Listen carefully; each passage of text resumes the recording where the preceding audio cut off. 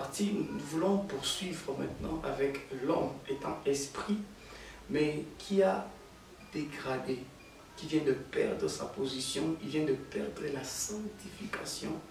L'homme vient aussi de perdre sa position, il vient de céder la place de la gloire et de la domination à Satan. Et ça, c'est après Genèse chapitre 2. Dans Genèse chapitre 3. C'est un peu bizarre de voir et de comprendre que dans toute la Bible, il n'y a que 2 chapitres dans lesquels l'homme est parfait. Tout le reste qui vient après, l'homme est en train de naviguer dans le péché. L'âme de l'homme devient souillée. L'homme est mal propre et malsain à la présence de Dieu. Nous lisons Genèse chapitre 3, versets 6 et 7. Et nous allons lire aussi le verset 24. Et puis nous lirons Galates chapitre 5, à partir du verset 16. La Bible déclare: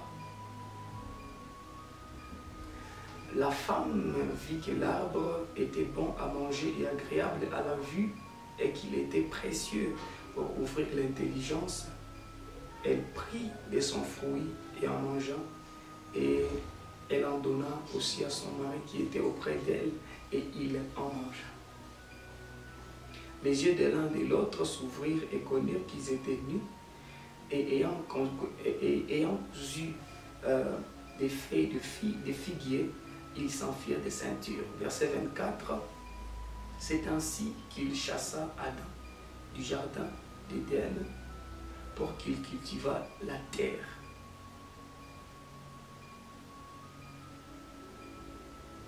D'où il avait été pris.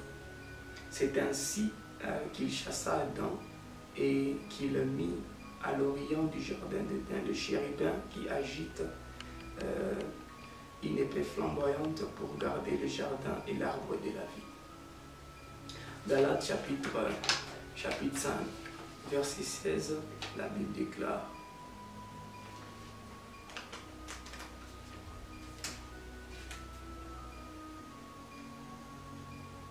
je dis donc, marchez selon l'esprit et vous n'accomplirez pas les désirs de la chair. Marchez selon l'esprit et vous n'accomplirez pas les désirs de la chair. Question: lorsque Dieu a créé Adam et Ève, avant qu'ils ne pêchent, la chair de l'homme avait-il des désirs ou pas? C'est la question à se poser. Car la chair a des désirs contraires à ceux de l'esprit, et l'esprit en a des contraires à ceux de la chair. Ils sont opposés entre eux afin que vous ne fassiez point ce que vous voudrez. Si vous êtes conduit par l'esprit, vous n'êtes point sous la loi. Or, les œuvres de la chair sont manifestes. Ce sont l'impudicité, l'impureté, la dissolution, l'idolâtrie, la magie, les inimitiés, les querelles, les jalousies, les animosités, les disputes, les divisions, les sectes, l'envie, l'ivrognerie, les excès de table et les choses semblables. Je vous dis d'avance, comme je l'ai déjà dit, que ceux qui commettent de telles choses n'hériteront point le royaume de Dieu. Ils n'hériteront point le royaume de Dieu, ceux qui font de telles choses. Alors, si nous jetons très bien un coup d'œil sur le texte que nous venons de lire, nous allons nous rendre compte que la Bible dit que les désirs de la chair sont contraires aux désirs de l'esprit. Cela ouvre une fenêtre quelque part qui va nous amener à comprendre au fait que lorsque Adam et Ève étaient créés dans le jardin avant le péché, l'homme avait des désirs, mais ces désirs étaient les désirs de l'esprit. Les désirs qui animaient l'âme de l'homme, qui animaient le corps de l'homme, c'était les désirs de l'esprit. Alléluia. Mais maintenant ici c'est devenu le contraire, puisque ce n'est plus le désir de l'esprit qui anime l'homme, mais c'est le désir de la chair. Et lorsqu'on cite ces désirs de la chair, on ne cite que des choses qui sont contraires à ce que Dieu veut, contraire à la sanctification et à ce que Dieu veut pour nous. Et c'est à ça que nous sommes devenus. C'est pourquoi aujourd'hui il y a difficulté d'entendre Dieu. C'est pourquoi aujourd'hui il y a difficulté d'interpréter même le message qui vient de Dieu. C'est pourquoi aujourd'hui les émotions sont devenues sombres. C'est pourquoi même aujourd'hui la plupart disent ne marchez pas selon les émotions, mais marchez selon l'esprit. C'est pourquoi plusieurs aujourd'hui sont en train d'utiliser des genres de phrases négatives. Mais en réalité, l'âme de l'homme n'était pas au début négative.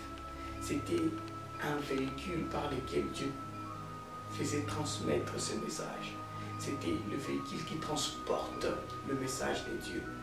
Alors je suis en train, par cette vidéo, de dire à une ou deux personnes à partir de maintenant, commence par marcher par le renouvellement de l'intelligence, puisque Romains chapitre 12, 1 à 2, entend le dire, ne marchez pas selon les siècles présents. Soyez renouvelés, soyez transformés par les renouvellements de l'intelligence, du système de pensée et de l'âme. Soyez renouvelés, soyez transformés, soyez métamorphosés. Ça veut dire quitter une dimension à une autre. C'est comme quand un mollusque devient quelque chose d'autre. C'est comme quand un tétard devient des grenouilles. C'est quand ça change de dimension. Ça quitte de cette forme. C'est quand un bombix, c'est comme quand un bombux devient le papillon. C'est un peu ça que la Bible entend de dire. Que nous sommes transformés par les renouvellements du système des pensées. Ainsi, lorsque nous sommes transformés, lorsque nous sommes renouvelés, notre système de pensée n'aura plus à avoir les désirs contraires à l'esprit. Mais nous allons nous aligner à ce qui sont comme les désirs de l'esprit afin de manifester Dieu sur la terre d'une manière extraordinaire. Que Dieu te bénisse, toi qui viens de prendre part à ces messages. Prends soin de ton âme, prends soin de ton cœur, prends soin de ton intérieur et fais tout pour que Satan ne puisse pas avoir de place en toi, afin de permettre à tout ce qui vient de Dieu de couler en toi. Et c'est d'ailleurs même la raison pour laquelle la profondeur dans la prière de plusieurs est souvent Adam décis, est souvent tronquée. C'est à ces niveaux-là. Puisque lorsque l'âme est pure, ta prière sera aussi pure, ta prière sera aussi profonde. Tu ne manqueras pas à dire. Mais lorsque ton âme est remplie de culpabilité, des problèmes et des désirs charnels, toutes les fois que tu voudras aller en profondeur, Satan sera en train de faire monter ces choses-là que tu as faites de part pour les exposer au devant de toi afin de freiner ta vie de prière. Je prie pendant ce temps que Dieu te fasse grâce. Seigneur, merci pour ce partage et pour ce temps. Merci de bénir mon frère et ma soeur qui a pris part à ces moments. Donne-nous la grâce d'avancer et de persévérer sous ce même angle, que nous puissions te dire merci tous les jours et reconnaissant pour ta grâce et ta faveur. Merci parce que tu es allé sur la croix ainsi. Ce n'est plus par nos efforts que nous devenons saints, mais c'est par toi que nous devenons saints et nous sommes capables de marcher dans cette sanctification, cette sainteté jusqu'à ce que tu reviennes.